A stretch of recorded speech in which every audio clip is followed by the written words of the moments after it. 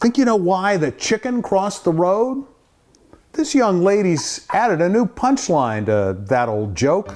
This bird's tale begins at the Duggar family farm in Mooresville, Indiana, where she's joined by goats, alpacas, lots of other chickens, cats, and 2 dogs. You know, it's morphed.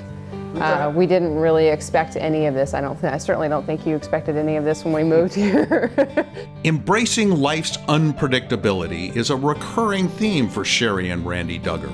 From opening the store that sells their neighbors' homegrown products to rescuing stray animals.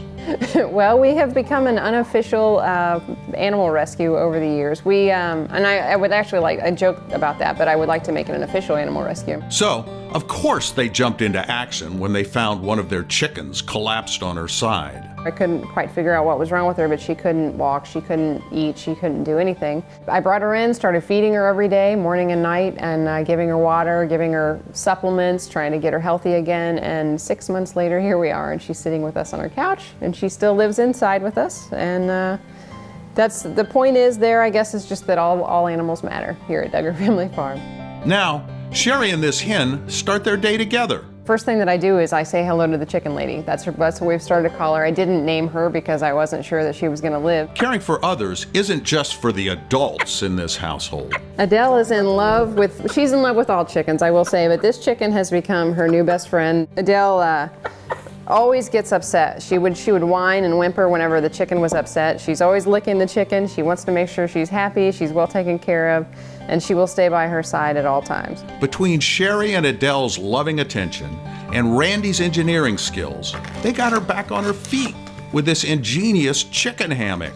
Yeah, she was immobile, as we said, and the idea was to let's get her up off the ground, and maybe that would help like a physical therapy sort of situation where she could use her legs, and oddly enough, it worked. In spite of all the compassionate attention, the chicken lady is not a grateful patient. I'm feeding her every morning and every night. She doesn't like the process. She doesn't understand why I'm doing this, but she's being kept alive because of it, and she's gotten healthy and she looks great. But good health can be fleeting, as Sherry discovered with a personal jolt. During that process, I was also diagnosed with breast cancer. That's when Sherry realized she was learning important life lessons from a chicken. The lesson for me was just, you don't understand what happens, but there are people, hopefully forces, that are there taking care of you along the way. Even with all the love and attention, the chicken lady's recovery remains elusive. She's kind of gotten a little following on social media, as well as the dog. And I think I might have posted something about how we thought maybe it was her time to go. We didn't think she was getting better, and then it was like the next day she started walking. She took her first steps, and it was like she must have known. She must have heard that either she needed to get better or get going. So a friend of mine suggested he bring his crock pot over, and that might be some form of motivation to progress her healing. The evening after we shot this interview, the chicken lady suffered what appeared to be a stroke. The Duggars are philosophical about her future. She goes outside in the daytime. She comes in and sleeps in her bed every night, and so she's going to stay inside as long as she feels like she needs to be around in this world.